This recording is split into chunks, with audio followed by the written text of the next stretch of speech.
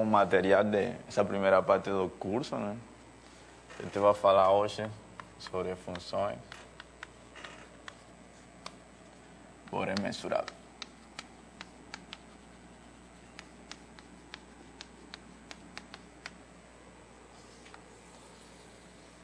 De fato, a gente vai tentar relembrar, vamos começar relembrando uma proposição que vocês conhecem, que é a seguinte.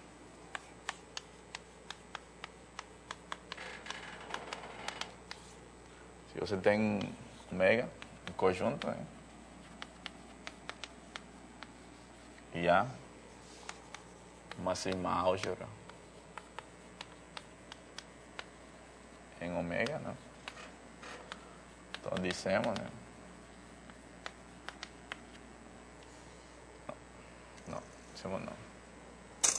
E f, uma função de omega em Rn, é Borel mensurável, né?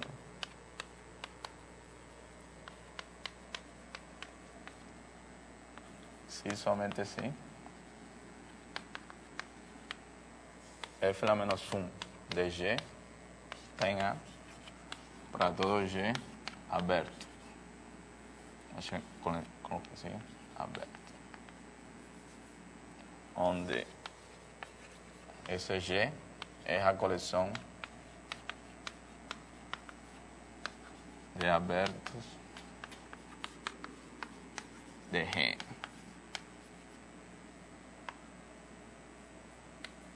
Tá certo? Todo mundo lembra dessa proposição? Acho que no capítulo 5, né? Que vocês caracterizam funções mensuráveis com a propriedade de que a primagem de aberto esteja na sigma álgebra, né? Então, a ideia desta primeira parte dessa aula é tentar mexer nesse conjunto G, né? Para considerar elementos em um conjunto um pouco maior. Por exemplo, você já sabe se você tem que para todo aberto a primagem dele dá mensurável, então a função é mensurável. Agora, se ela é mensurável e eu pego um boreliano, ou seja, um elemento que está na sigma álgebra gerada por esse boreliano, então será que a primagem dele ainda fica nessa sigma álgebra? Ou seja, proposição, vamos chamar isto de proposição. Vamos falar a seguinte proposição. Ainda não sei se eu posso fazer isso, né? Será que f, que vai de omega em Rn, é mensurável? Sim, somente sim. A primagem de qualquer B onde está em A, né? Onde B é boreliano.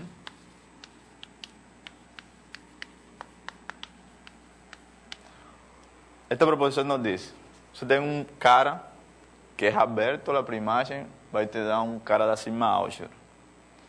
Agora, se você tem uma função que é mensurável, você sabe que isso vale. Mas será que eu posso ter um pouquinho mais ainda? Se eu pego um cara que está na sigma álgebra, gerada pelos abertos de Rn, toda a primagem vai estar na sigma álgebra. Um pouquinho mais forte, né? Vou pegar um conjunto que não é aberto, mas ele é gerado por certas operações por caras abertos, tipo união enumerável de abertos. Então, será que ainda eu vou ter um cara na sigma álgebra? Então, essa proposição é verdade, né?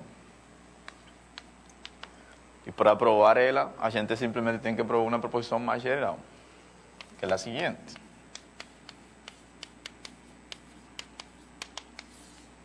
Isso aqui vai valer, e vai valer pelo seguinte.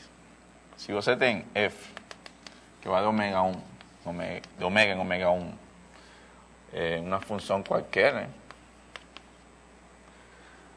Então, vale o seguinte. Primeiro, se A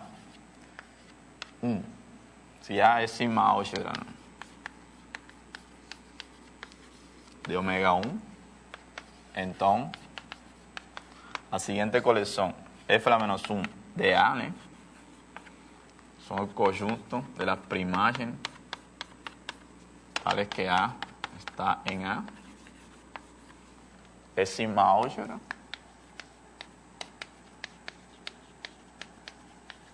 de omega. Tá certo?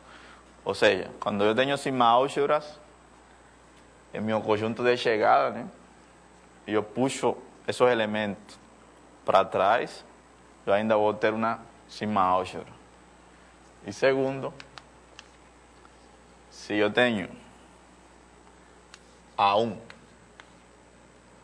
na sigma álgebra, né? Ou uma sigma álgebra em omega, então a coleção de los elementos A en omega 1, tal que la preimagen está en esa sigma álgebra, ¿no? También es una sigma álgebra.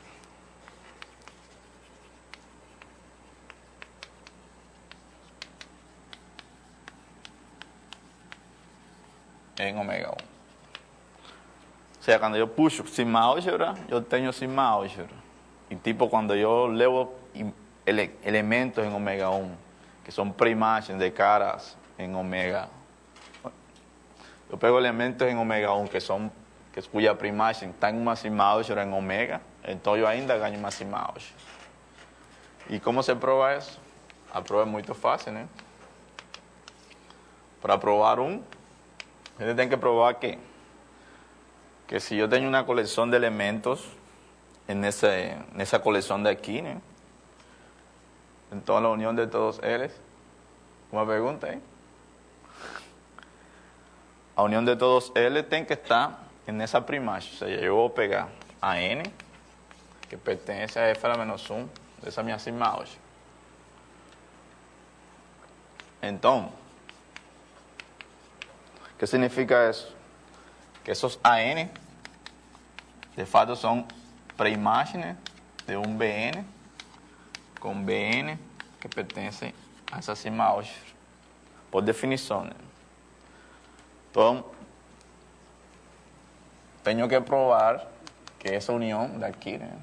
De esos AN, que no es más que unión, no está así más fácil, de F(-1) de esos BN. Entonces, vocês, por teoría de conjunto, ¿no? Si tengo una función, entonces la unión de preimágenes es la preimagen de unión, ¿no?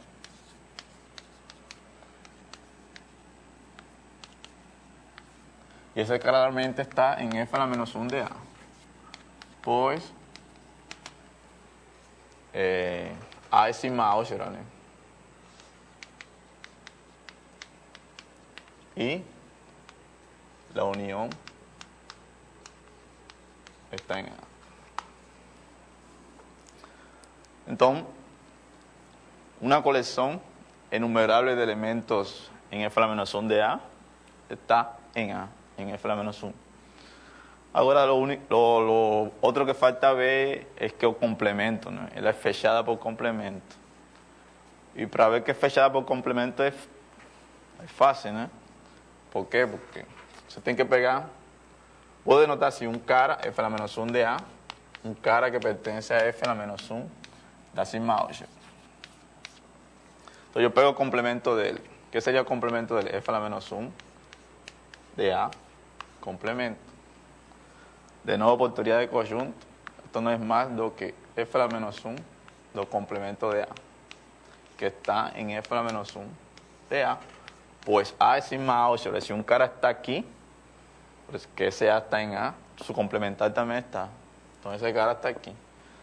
Luego, a gente tem que ese conjunto de aquí es una sigma álgebra. Análogamente, como ustedes pueden ver que esa propiedad de aquí siempre vale, ¿no? Y esa propiedad de aquí siempre vale para cualquier F, ¿no?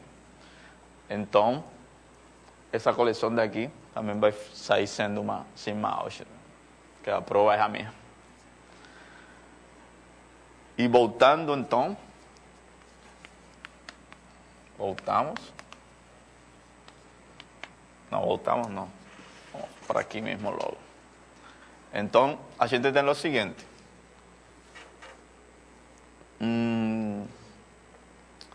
Ya eu sei que todo aberto, la primagem me dá um cara da sigma álgebra, por esto que tenho aqui.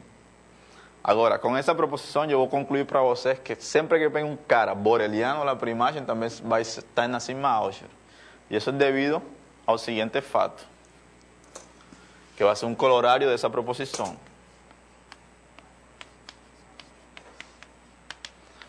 Bem geral, né?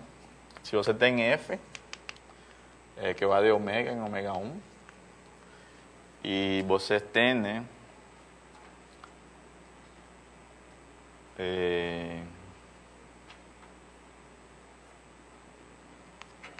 a sigma álgebra em ômega e uma coleção C são em ômega 1, tal que F a la menos 1 de C, né, que seria o conjunto dos F a la menos 1 de A, tales que A está em C. Você tem que isso estar contido em sua sigma álgebra A. Então isso implica automaticamente, né, que F a la menos 1 da sigma álgebra gerada por C também está contida em A. Ou seja, se eu tenho um conjunto qualquer, eu tenho que todo mundo dele, pela F a la menos 1 está em minha sigma álgebra, não? Então, a menor sigma álgebra que contém essa coleção também está contida no conjunto. E como se prova isso? É simples, né? É um corolário da prova anterior. Por quê? Porque vocês sabem que o conjunto de F a la menos 1 de A tales. Não, ao contrário.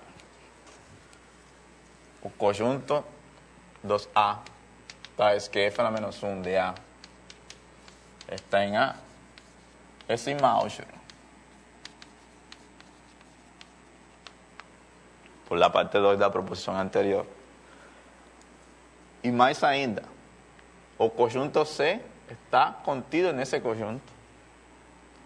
¿Por quê? Porque os elementos de C têm a propriedade de que a primagem de ele está contida em A. Isso implica, então, que a sigma álgebra gerada por C tem que estar contida na sigma álgebra A. ¿Por quê? Porque esta é a menor sigma álgebra que contém meu conjunto C. Então, se esse C está contido nessa sigma álgebra, que está contida obviamente em A, né? Então, essa sigma álgebra, que é a menor sigma álgebra que contém C, tem que estar contida em A. Então, beleza. Ou seja, que temos provado? Que é isso mesmo.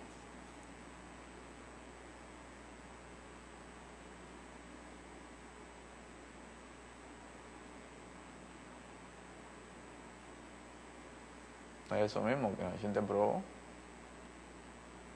Acho que está errado, não está? Está errado. Está errado. A gente tem provado que isso aí é uma sigma álgebra, né?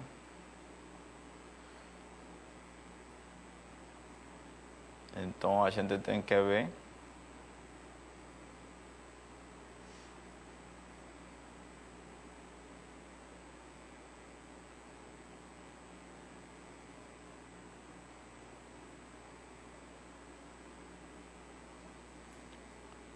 como que é o negócio aqui. Punto los A tais que toda é sigma álgebra. Beleza.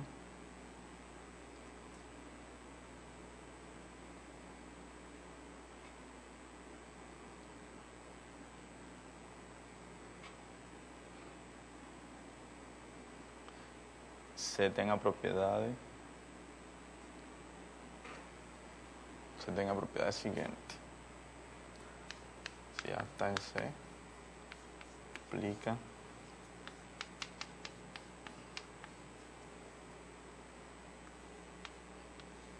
tenga sello.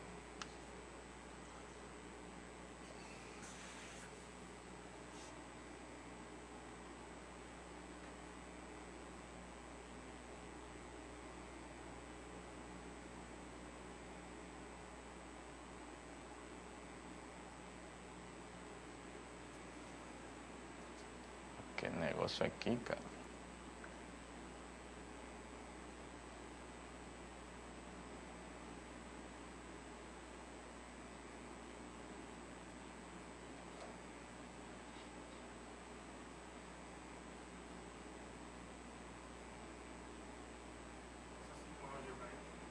Oi?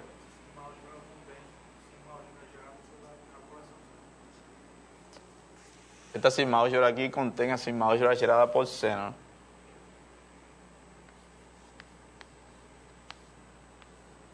Porque esta é a menor. E C está contida nessa sigma álgebra, né? Por isso daqui. Tá certo? Mas eu quero concluir que a imagem inversa dessa sigma álgebra está contida aqui.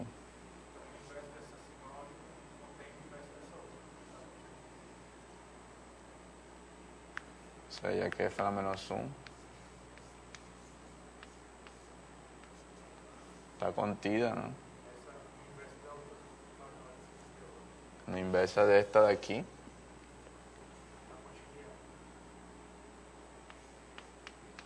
Vamos denotar esse conjunto de C barra, né? São uma sigma álgebra, essa C barra está contida em A.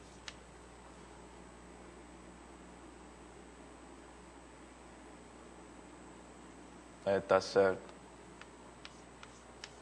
É porque esta é a menor sigma álgebra que contém C, não? Como esta é uma sigma álgebra que contém C, então ela tem que estar contida aqui. Tá, perfeito. Então, assim a gente prova esse corolário. E, portanto, esse corolário implica claramente, não? Que se esta propriedade aqui vale para todo G no conjunto dos abertos, não? Então, essa propriedade também vale para todos os elementos gerados por los abertos, que seria a sigma álgebra de Borel, não? Então, sempre que você tenha uma função mensurável de omega, conjunto qualquer em Rn, então ela devolve boreliano em conjunto da sigma álgebra, sempre, né? Isso vai ser muito importante, né? Porque, em geral, né?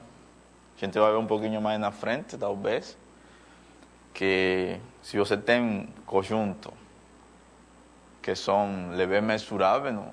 A primagem não precisa ser mensurável, a leve, mesmo sendo a função leve mensurável, não? Isso só acontece nesse caso especial de boreliano.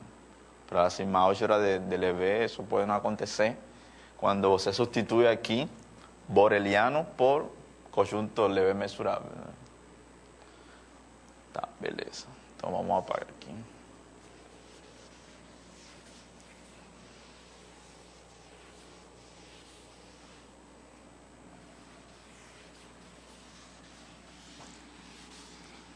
Em particular, claramente, não vou escrever isso, que se vocês tiverem, né, um espaço topológico, uma aplicação de um espaço topológico para um Rn, se ela é contínua, então vai ser mensurável. Mas isso é claro, né?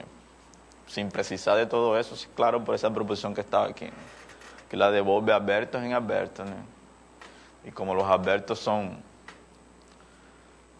os que geram a sigma álgebra de Borel em um espaço topológico, então, beleza.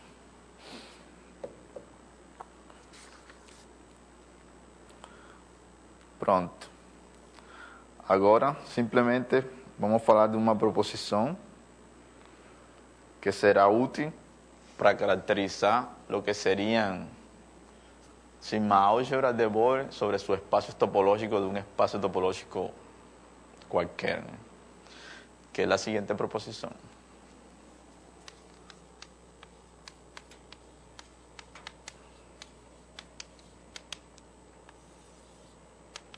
se você tem F, né?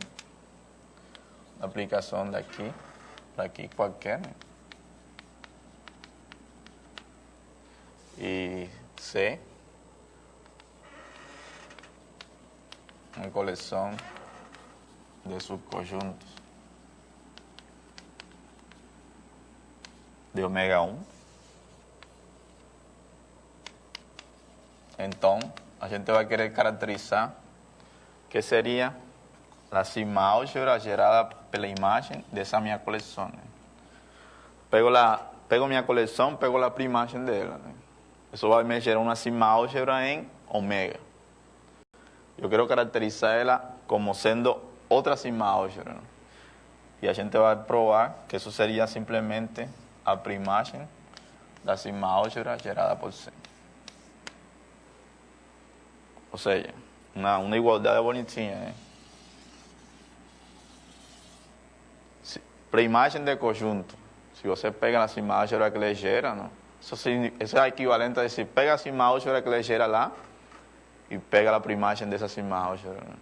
Claramente aqui, esto é uma sigma álgebra por a proposição que a gente provou. Para imagem de sigma álgebra é sigma álgebra, né? E esto aqui é uma sigma álgebra por definição. Então, simplesmente, temos que provar essa igualdade. Beleza. Então, qual seria a parte mais fácil para provar?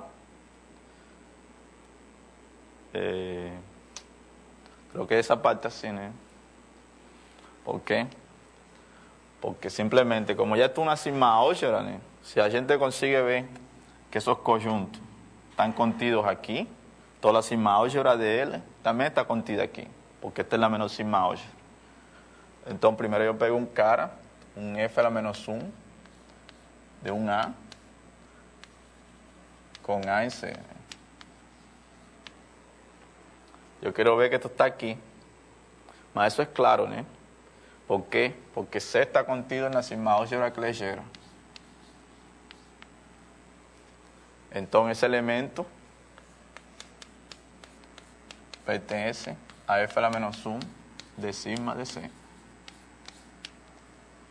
Ou seja, eu estou provando que isso vale para todo A que pertence a C. ¿Está certo? Ou seja, F a la menos 1 de C está contido aqui. Isso implica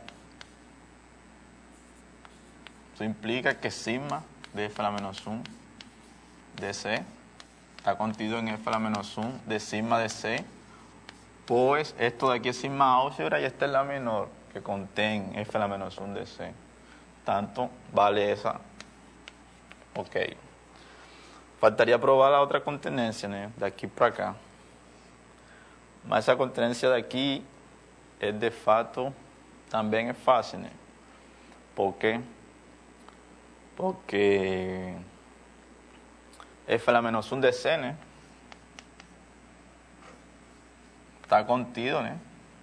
En la sigma álgebra gerada por F a la menos 1 de C.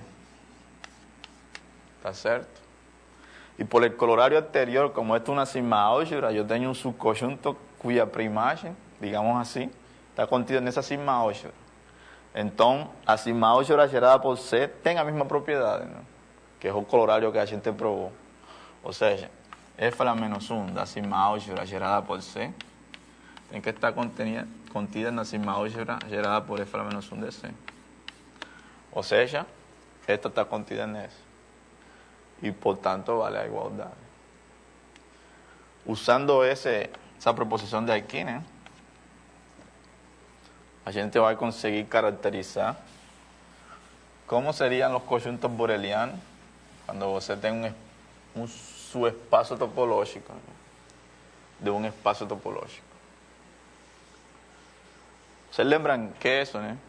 Tem un espacio topológico, tem un subconjunto lá. Então, ele tem uma topologia que é a topologia induzida, né? Então, você pode caracterizar abertos e fechados lá dentro. Só para lembrar, por exemplo. Você tem ômega, agora, né? Espaço topológico.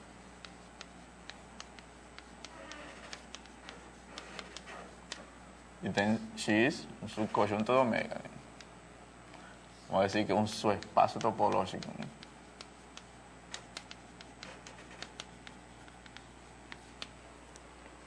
Então, o que significa, não? Não sei se você lembra, dizer que A, o subconjunto de X, é aberto. E X.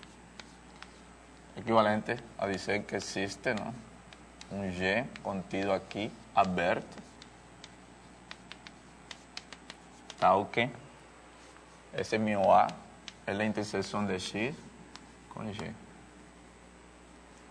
Ou seja, dizer que um aberto em um subespaço é simplesmente pegar um aberto do espaço grandão, intersetar com o conjunto e o que dê seria um aberto relativo, né? Então, perfeito. Sendo assim, a gente tem uma topologia induzida por omega em X. Portanto, a gente poderia falar da sigma álgebra gerada por essa topologia, sigma álgebra gerada por os abertos dessa topologia. Né? Então, a ideia é desesperar, ¿no? Que a sigma álgebra gerada em X por esses abertos, né? Seja exatamente a restrição da sigma álgebra toda em X. Ou seja, pegar qualquer elemento da sigma álgebra boreliana, não? De omega, e intersetar com X, e isso caracterizar todo mundo. Não? E isso é o que fala, de novo, a seguinte proposição.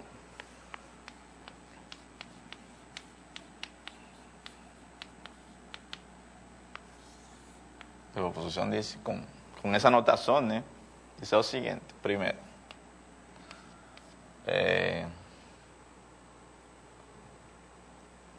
Como é que é?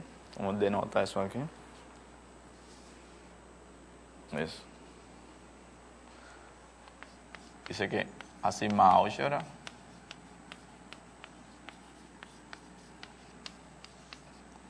boreliana em X é simplesmente, não, a coleção de los X inter B, tal que B é boreliano em omega, como de se esperar, né? E segundo, não?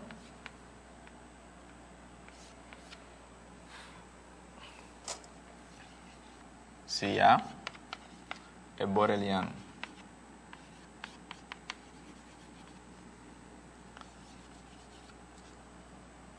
melhor dito assim,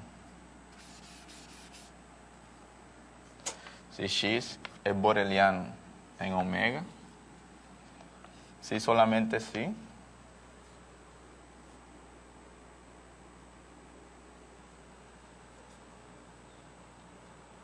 como é?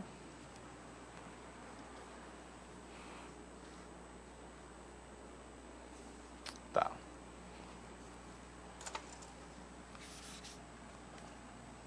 E A está contido em X. É boreliano. Se solamente sim, A inter X é boreliano em omega.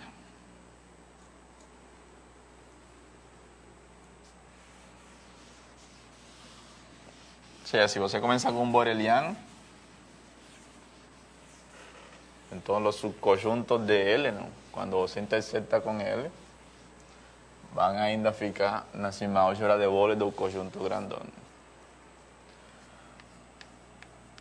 Então, como a gente faz a prova dessa proposição? É simples, né? Por quê? Porque a gente vai tentar usar esta proposição daqui, né? Você precisa de uma aplicação que te relacione, né, os subconjuntos borelianos de X com os borelianos do espaço todo, né? Então, a aplicação canônica que a gente tem para fazer isso, então, sempre que você tenha X, um subconjunto de omega, qualquer, não, tem uma aplicação que va de X en omega. Vos denotar siempre, saber que es la inclusión, que pega un X y eleva en I de X es igual a X. Esa es la aplicación inclusión. Entonces, con esa aplicación, la gente podría tentar usar eso de aquí. Entonces, como eso siempre vale, ¿no? Entonces yo diría que la sigma álgebra de I a la menos 1 de mi colección de borelianos, ¿no? Lo denotar como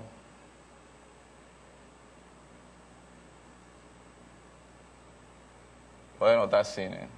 Mi colección de Albertos de aquí, ¿no? Es igual a la imagen inversa da sigma álgebra gerada, onde essa daqui é a coleção de Albertos de omega, tá? Então, como isso daqui vale, ¿no? Simplesmente eu tenho que ver que seria isso. Sendo así, ¿qué sería eso? Y usando eso, yo tendría esa igualdad de aquí. ¿Está certo? Entonces, si você pega un G aberto, ¿no? ¿Qué sería? I a la menos 1 de un G aberto. Por definición, soy conjunto de los X, tales X en X, ¿no? Que el dominio de esa función es X, tales que I de X está en G, ¿no? Esa función es identidad cuando X está en X. Entonces verificaría Y inter X. ¿Por qué? Porque si un cara está en X y su inclusión está en Y, entonces eso quiere decir que ese X está en ese aberto. O sea, que X está en intersección de Y con X. O sea, estoy probando aquí que la imagen inversa de un aberto, pero la inclusión es un aberto relativo en X. Ou seja, a sigma álgebra gerada por I a la menos 1 de Y é exatamente a sigma álgebra de Borel em X. Tá certo? Agora, para eu concluir que a sigma álgebra de Borel em X é exatamente isso, eu tenho agora que olhar para esse lado daqui, né? E esse lado daqui me diz que si yo tengo un espacio topológico y vos pega a la colección de Alberti, pega la sigma álgebra gerada por él, eso aquí te da la sigma álgebra de Borel. Lo mismo jeito, si un cara está en la sigma álgebra de Borel, la preimagen de él, que va a ser la intersección de L con X. O sea, esto de aquí va a te dar ese conjunto de aquí, ¿no? Y eso de aquí va a te dar la sigma álgebra de X. O sea, que vale esa igualdad. Entonces, você consigue caracterizar a sigma álgebra em um subespaço topológico usando a sigma álgebra do espaço topológico maior, né?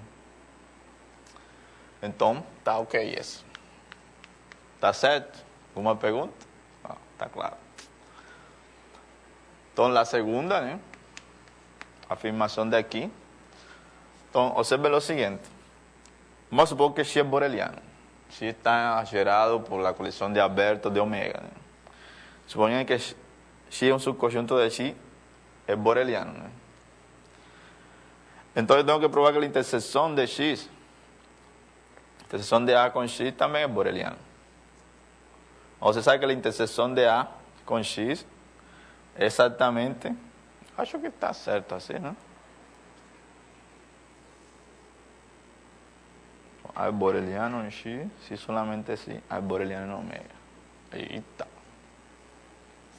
Ya, si no, eso es claro, ¿no? Intersección va a dar. Ah, mas está certo, intersección da baja, ¿no? A es boreliano en omega. Está perfecto. Entonces, si yo parto de un boreliano en X, entonces yo tengo, ¿no?, que A inter X es A, ¿no? Como este es boreliano y este es boreliano, toda la intersección de dos borelianos va a te dar un boreliano en omega. ¿Está certo? ¿Por qué? Porque la caracterización de la sigma álgebra de aquí sería un cara de aquí es boreliano si es la intersección con un cara de la sigma álgebra de Borel. Mas yo puedo tomar ese cara como siendo el mismo X, ¿no? Porque ya X es boreliano en omega. Entonces, Beleza. Agora faltaria a volta, né? Se é boreliano em ômega, né? E há um subconjunto daqui, eu tenho que provar que ele é boreliano em X. Mas também é claro, não é? Porque X é boreliano em ômega. Então, a interseção que você vai pegar com qualquer boreliano por essa caracterização daqui é interseção com X. Não é mesmo?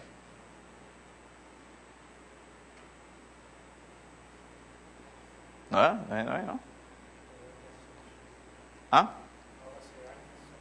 A vai ser a interseção X, não. E como X é boreliano em ômega, por isso daqui, essa interseção seria boreliana em X, né? Então, caracteriza, ¿no? Los borelianos, los subespacios, la sigma álgebra de Borel para sus conjuntos borelianos de X, ¿no? Então, tá todo tranquilo, tudo beleza. Tá certo? Ok. Então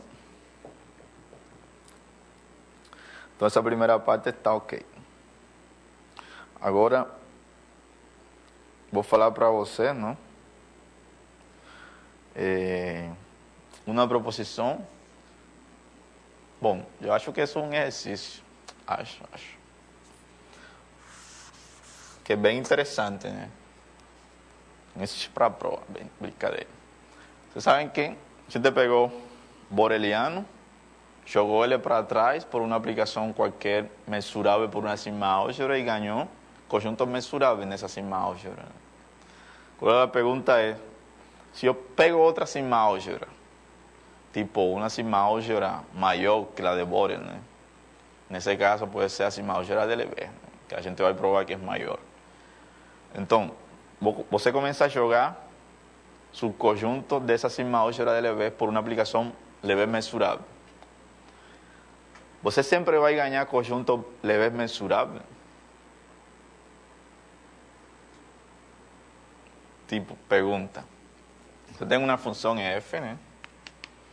Vamos supor da reta na reta, né?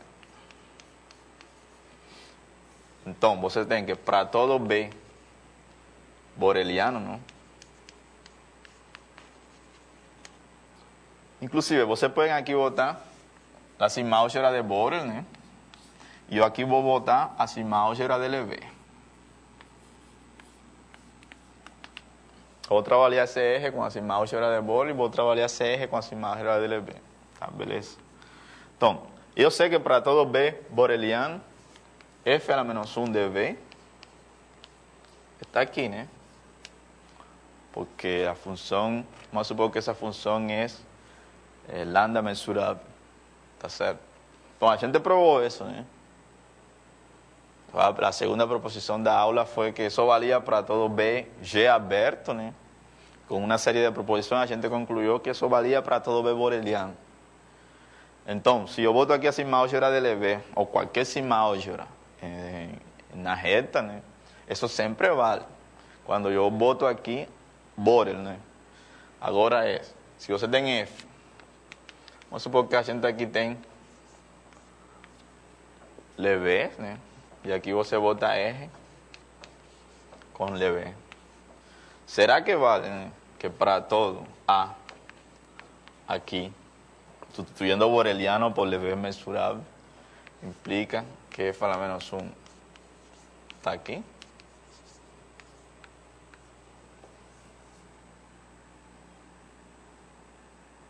Tá, entenderam a pergunta?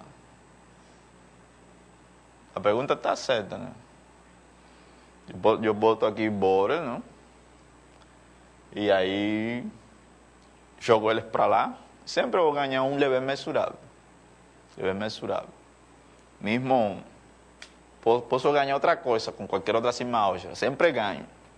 Mas se vocês botam aqui la sigma álgebra de Lebesgue e começam a jogar esses conjuntos para lá, não? Para trás, vocês vão ganhar ainda conjunto mensurável a Lebesgue, né? E a resposta para essa pergunta é não, né? Não. De fato, existem conjuntos que são Lebesgue mensuráveis, né? Mas quando você joga para trás, você não ganha um Lebesgue mensurável. é uma observação do livro. Mas a gente agora vai fazer uma proposição e vou dar uma dica de como resolver esse problema aí. Isso aqui é uma observação do livro. Isso. Você tem conjunto mensurável, mas quando você joga para trás, você não ganha conjunto mensurável. E isso tem a ver com o fato de que a álgebra de Lebesgue es completa, né? A álgebra de Borel não é completa, né? De fato, a completação dela é Lebesgue, né? Tem a ver com isso. E a função que faz isso já vocês conhecem, né? A única que dá para fazer com 3 exemplos. Sabem qual é, né? Exatamente aquela que vocês estão pensando. Qual é o conjunto mais exquisito que vocês conhecem? E que é leve mensurável. Um canto, né? Então a ideia é construir uma função com canto que faça isso. E vai fazer isso por la seguinte proposição.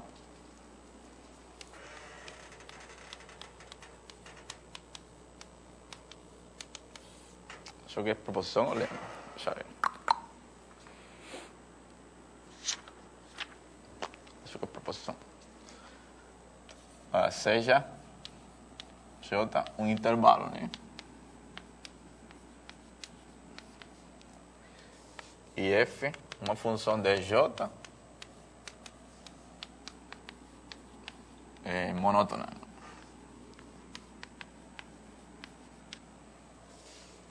Então, essa função é mensurável.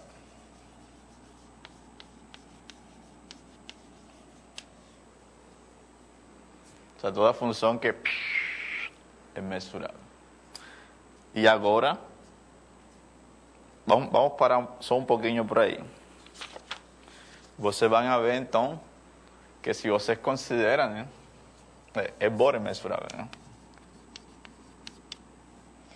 Então, lembra que a gente tinha, lembrando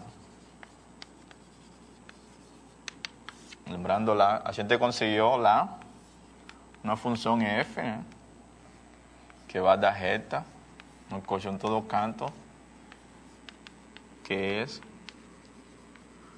monótona. De fato era crescente, né? Aquela função que a gente construiu da reta para o conjunto do canto, né? A função era monótona, né? Acho que era crescente. Então, usando essa função e usando o fato, né, de que ela tem a propriedade, que ela pega um conjunto que não é Borel mensurável e sempre leva um conjunto que não é Borel mensurável. Então você vai conseguir uma função desse tipo aqui. Falando isso, mas isso é um teorema do próximo capítulo. Assim que não esquentem, não. Mas para que vejam, né? Essa função pega um conjunto que não é Borel mensurável e te dá um conjunto que não é Borel mensurável, nem a pau. Então, a ideia é que, usando essa função, você vai construir uma função que é leve mensurável, mas que não te devolve mensurável. Isso é uma dica aí, só por isso. Mas ele é Borel mensurável exatamente por isso, né? Que toda função monótona em um intervalo tem que ser Borel mensurável. Então, vamos provar essa proposição daqui. E a prova é simples, né? Como sempre, monótona, então eu posso supor que cresce. Então vamos supor que f é não decrescente. Você sabe o que significa isso? Tá. Então, para provar que é Borel mensurável, a ideia qual é? Pegar um f, pegar R, pegar o conjunto dos F maior que E. A ideia é que esse conjunto é boreliano de J. Boreliano de J no sentido de seu espaço, da reta, né? Então, como ela é monótona, né, esse conjunto daqui a gente poderia dizer, não? Ou consideremos, não?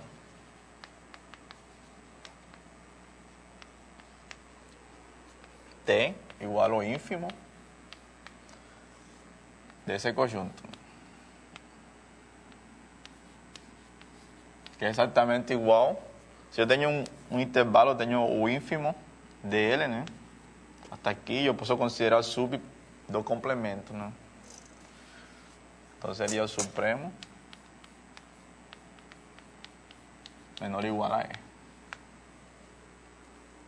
Ou seja, vamos supor que esse conjunto daqui, né, é diferente de J, que do contrário acabou, e vamos supor também que é diferente de vazio, que do contrário também acabou. Então esse conjunto daqui, sendo a função monótona, não, tem que ser da forma t mais infinito ou t mais infinito. ¿Está certo? Porque ela cresce, né? Supondo que não decresce, ou seja, que, lembra, que se x é menor que y, f de x é menor ou igual que f de y. Então, esse conjunto de aqui, não, tem que ser intervalo dessa forma ou dessa forma. ¿Está certo? Não acredita? Não acredita. Se você pegar o ínfimo desse conjunto, né, o supremo desse conjunto daqui, se querem provar que é um intervalo, não? Então, se você tiver dois carinhas, não, a primagem dele, tipo, se o primeiro, tipo, se f de x te deu maior que r, né? Então, para todo y maior que x, f de y é maior ou igual que f de x, que é maior que e. Então, você consegue, se um cara está, o raio dele está, não?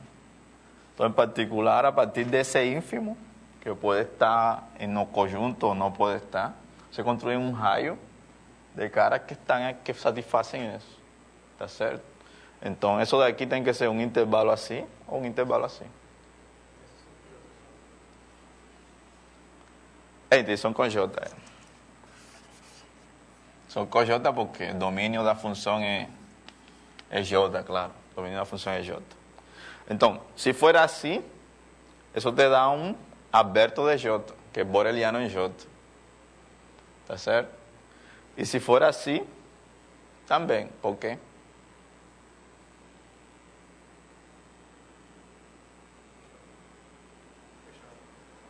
Porque seria um fechado em J. Que este conjunto é um raio em R que é fechado, porque complementar é um raio aberto, né? Então também é boreliano, porque o fechado também está na cima álgebra de Borel. Então isso implica que esse conjunto daqui está na cima álgebra de Borel, cima álgebra de Borel de J.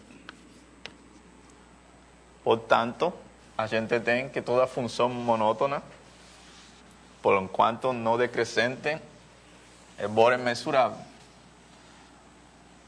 Tá certo? Então, como sempre, né? Se uma função cresce, a negativa dela decresce, não?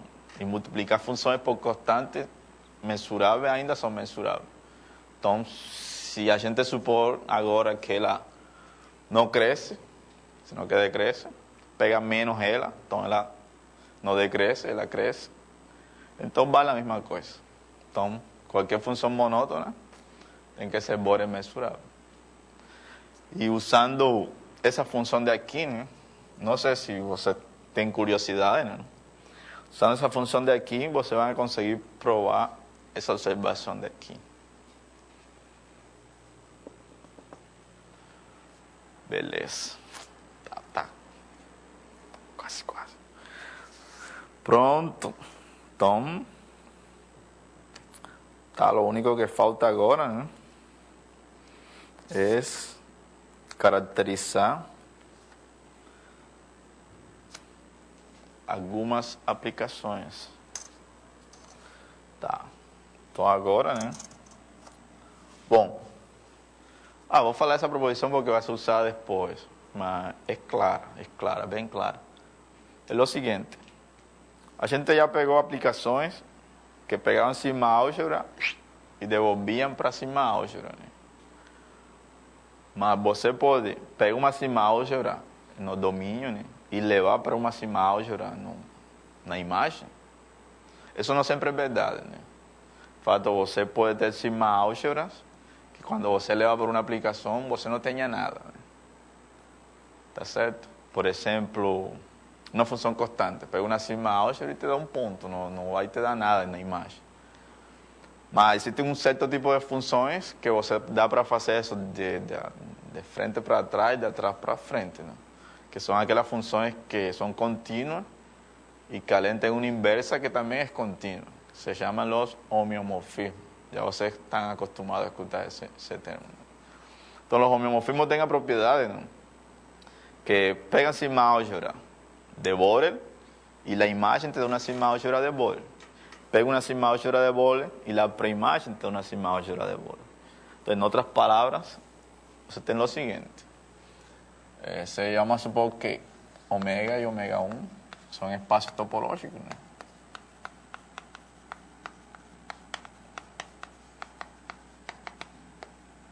Y F, voy a anotar así H, que fica más bonitinho. Un homem.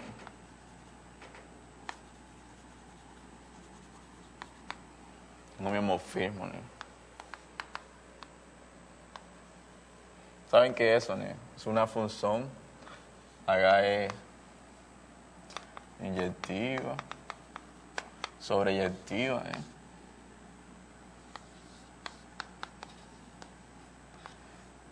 Contínua, né? Com essas duas condições, você sabe que existe H-1. Então, a ideia para o homem é que esse H-1 também seja contínuo. Sim, porque não sempre isso acontece. Então, com essas condições, né, você tem que... A seguinte proposição. Aqui todas as proposições. H da cima álgebra de Borel de omega, né, exatamente igual a cima álgebra de Borel omega 1, onde claramente essa é a coleção de Alberto, né,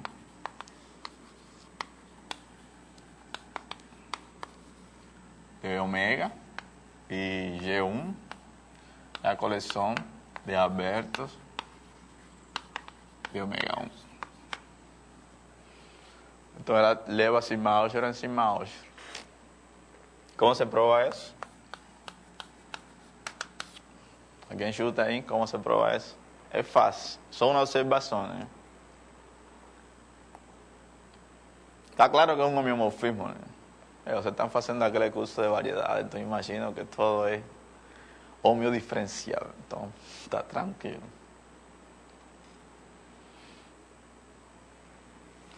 ¿Qué es lo que caracteriza un homeomorfismo? La continuidad de él, ¿eh? ¿Qué es lo que caracteriza una función continua? O fato de pegar un Alberto y ¡pá! Te da otro Alberto.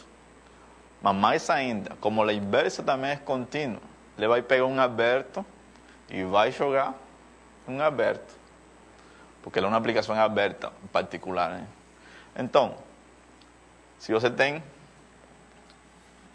que G, aqui poderia fazer o seguinte, poderia botar H-1, né, e dar a mesma coisa, né? Você tem G,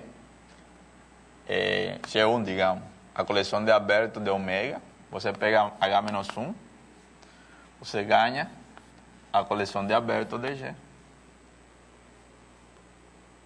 Simplesmente porque se você tem um Alberto, a imagem, se você tem um Alberto aqui, a preimagem dele, por um cara daqui, te dá um Alberto de omega, né? Se você tem um Alberto de omega e bota em H, a imagem dele também vai ser aberto. Por quê? Porque a H-1 é aberto, é contínuo, né? Entonces esa igualdad vale claramente. Entonces eso implica, ¿no?, que sigma de H menos 1 de Y1 es exactamente igual a sigma de Y. Mas la gente ya probó que eso de aquí no es nada más do que H menos 1 de sigma de Y1. Y ahí está esa igualdad, ¿no? Yo podría aquí ahora aplicar H, ¿no?, aquí y obtener eso. Entonces, la misma cosa, ¿no?, es otro que H por H menos 1 y funciona. Entonces, los homeomorfismos son aquellas aplicaciones que hacen todo lo que a gente gostaria que uma função faça. Mas a vida não é tão bela e essas funções não sempre, as funções que a gente trabalha em geral não são homeomorfismos. Mas quando você tiver você pode ficar satisfeito, né, que isso vai acontecer. Por exemplo, exemplo de homeomorfismo, alguém conhece um? Que não seja identidade, né, porque senão sacanagem, né? Quem conhece um exemplo fácil assim, imediato de homeomorfismo? Qual? Pô, eu estava pensando em essa sacanagem. Beleza, esse é um homeomorfismo. Lembra? Você pega o plano, R2, pegan uma esfera, digamos que é tangente no polo sur a esse plano, pegam o polo norte. Ou podem pegar a esfera que o eje 2 corta ela no meio. Você pega aquela aplicação, digamos, que pega um ponto, né? Pega a reta que liga esse ponto com o polo norte e intercepta o plano em um único ponto. E a inversa, a mesma coisa. Pegam um ponto daqui, vocês ligam ele com o polo norte, né? E ele intercepta a esfera em um único ponto. Isso te dá uma aplicação que vai da esfera, né? Digamos, vamos botar na esfera de dimensão 2. O polo norte no eje 2, que é simplesmente pegar o ponto de interseção respectivo, né? Isso te dá uma aplicação contínua. Claramente es continua porque las ecuaciones que fican son funciones continuas, los parámetros, y cuya inversa, que también es una intersección de rectas con una esfera, también es continua. Entonces es claramente un homeomorfismo. Por tanto, borelianos de aquí son levados en borelianos de aquí. No es clásico, no es fácil ver eso así, un óleo Nunes, mas es verdad. Entonces, beleza. Eso sería un homeomorfismo.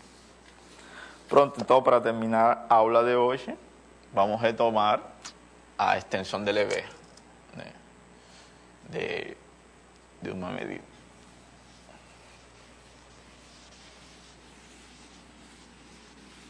Não sei se vocês lembram, não? No teorema de existência de sigma álgebra de Lebesgue, né? Vocês pegaram aquele operador integral estrela, né? Y ese operador tiene la propiedad de que solo ficaba con conjuntos cuya medida era finita, ¿no? Y los conjuntos que tienen medida infinita casi que ni trabajaban en él, ¿no? Mas después vos extendían a medida para sigma álgebra de Lebesgue, ahí ganaba una medida que ya incluía o infinito, mas al principio aquellos conjuntos que no semi-aneu, no aneu, tenían medida infinita, vos esquecieron ellos, ¿no? Entonces, la idea de esa última parte de aquí es probar, ¿no?, que aquellos conjuntos que ustedes esquecieron cuando extendieron a medida, ustedes no perdieron él, ustedes ainda recuperaron en la extensión. O sea, básicamente, si usted tiene una medida, va de S, cero más infinito, ¿no?, que es sigma aditiva, ¿no? Entonces, para você construir a extensão de Lebesgue, vocês colocaram aqui, vou trabalhar só com os subconjuntos daqui que tem medida finita. E vocês fizeram toda a teoria com esses conjuntos. Então, eu vou fazer o seguinte, vou definir uma nova medida. Já que a gente fez isso, vou definir uma nova medida, que vai daqui, vou considerar primeiro a coleção de subconjuntos de S, tal que a medida de S é finito. Tá certo?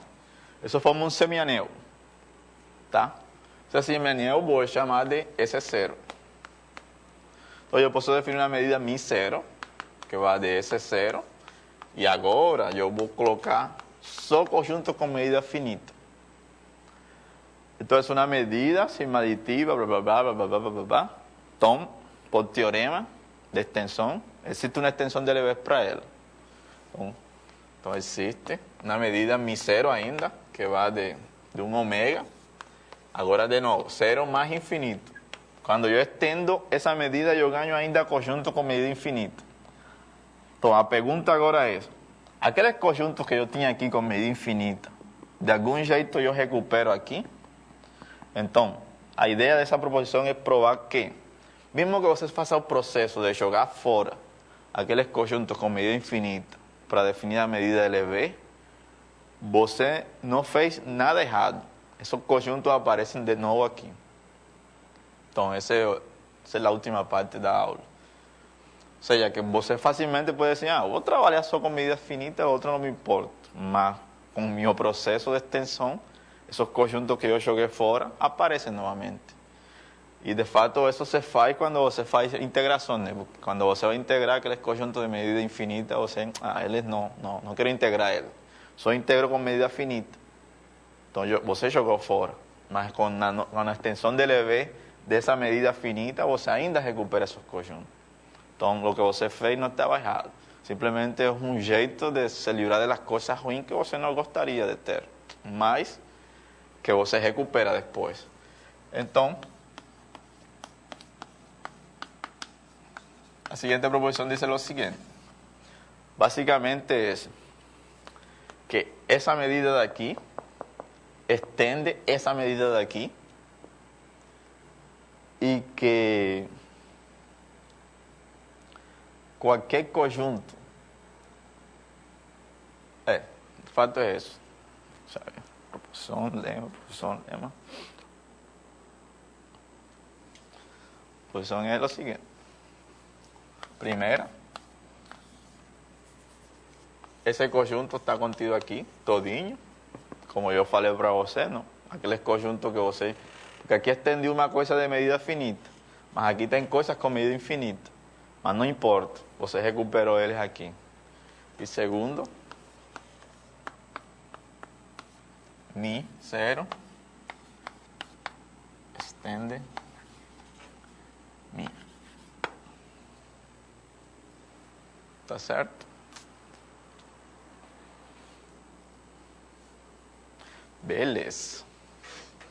Então, vamos provar isso para terminar com o material de hoje.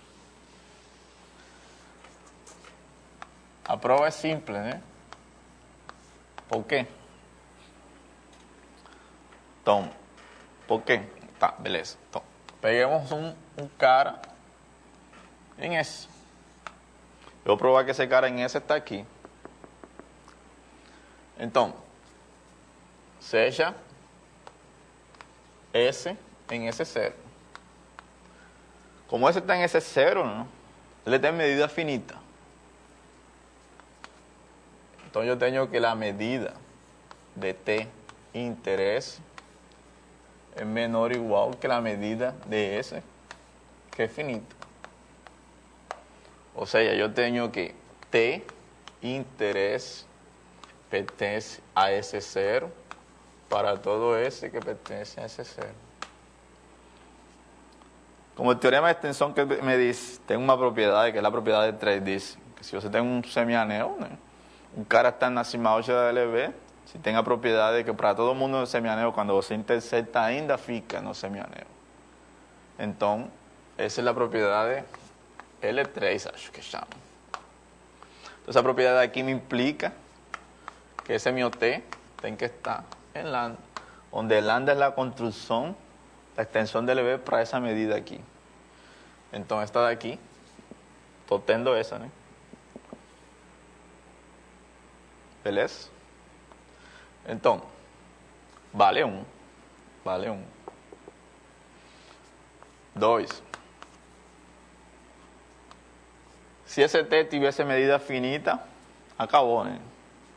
¿Por qué? Porque yo estoy probando de que esas medidas son iguales cuando você tem medida finita, entonces su extensión va a ser la mía. Entonces el problema está cuando yo tengo medida infinita, ahí yo tengo que ver lo que acontece. Entonces yo tengo que probar básicamente lo siguiente: si yo tengo t, que tiene mi medida infinita, yo gostaria de probar que mi cero de t también tiene medida infinita. Entonces yo estaría probando que las dos medidas coinciden en todo el mundo. Entonces, o truque es hacer o contrário. O contrário quiere dizer, vamos supor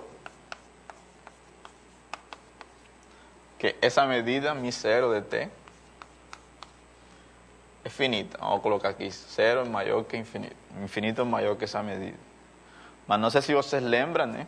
Quando você tem uma extensão de LB, então essa medida pode ser expressa como o ínfimo de la medida 2b, tal es que B está en ese sigma y B está contente. Lembram de eso? O sea que você pueden hacer a cobertura por cima dos conjuntos. Entonces, ¿eso de ahí qué implica? Eso implica que para ese mío T tiene que existir una secuencia, ¿no?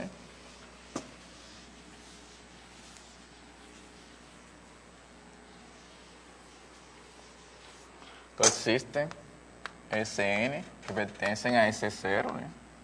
Porque eso es para S0, por la extensión de esa medida, tal que T está contido en la unión de Dn mayor o igual a 1 de Sn. ¿Está certo? ¿Está certo? Simplemente por eso de ahí, ¿no? Lembren que ese sigma no son más de que uniones enumerables, ¿no? De cara no semianel. Entonces yo puedo hacer eso de ahí. Y que contenga el conjunto. Entonces vale eso de aquí. Entonces, pronto. Entonces yo qué faço? Fácil. Yo pego, voy a decir así, pego Sm igual a unión desde 1 hasta m de esos Sm. Entonces yo sé que les contengo, entonces yo qué faço? Yo intercepto esos conjuntos con mi T. Entonces yo sé que Sm inter T, ¿no? O melhor dito, converge crescentemente para mi T. Simplemente porque esta unión contén T. Entonces, se aproxima de T. Entonces, como mis medidas son sin más finitas, yo tengo, por un lado yo tengo lo siguiente.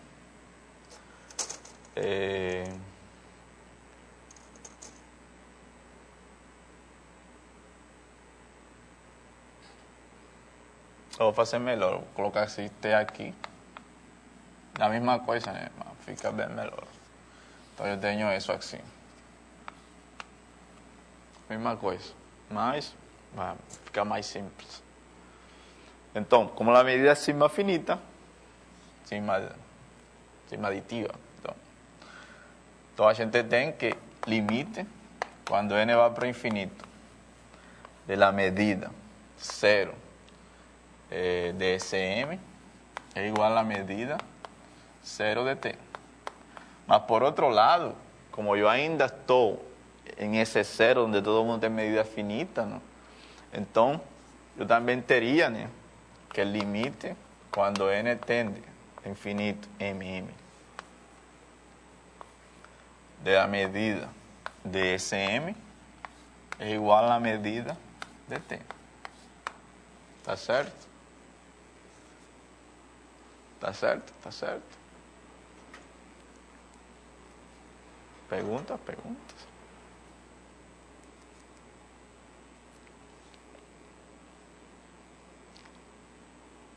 Observa que aquí estoy usando a medida ya extendida, ¿no? Aquí estoy usando que esos caras están esos caras estarían en, no mi aneo, ¿no? Esos caras de aquí. Entonces un cara crece a medida convergen para o limite, para la sigma aditividad. Mas aí acabou, ¿no? ¿Por qué? Porque esos conjuntos de aquí, todos tienen medida finita, todos esos SM tienen medida finita, porque eles son uniones de intersección con T de caras con medida finita. Entonces, lo máximo la medida de esta es la suma de las medidas de los Sn hasta n. Como todo está en medida finita, cada Sm está en medida finita. Entonces, si está en medida finita, mi 0 y mi coinciden. Más por un lado, si estas dos coinciden, entonces no limiten coinciden. O sea, que si esta medida es infinita y esta medida es finita, no pueden, ¿eh? Porque esto de aquí es igual a eso. Más eso de aquí es finito y esto de aquí es infinito. Esto da una contradicción. Una contradicción. Por tanto, a medida mi 0 para conjunto de medida infinita está dando a mesma coisa. Assim, a gente prova que aqueles conjuntos que a gente tirou, ele recupera de novo. Então, beleza. E isso conclui a aula de hoje. Alguma pergunta?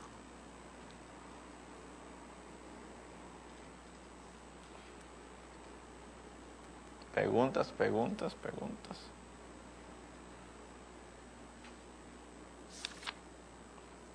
Lo único que falta aquí, ¿no?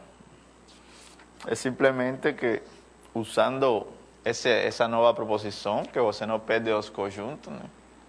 Então você poderia definir funções semi-integráveis usando a nova medida, esse 0, né? E você define a integral como sendo a integral. Você define a integral con respecto a esa medida mi, como siendo la integral con respecto a la medida mi 0. Eso es claro por la proposición, ¿no? Que es la última partecilla de ahí, ¿no? Esa es clara, ¿no? ¿Preguntas? Entonces, acho que ya. Aí acabou o capítulo 8. Acabou em tempo.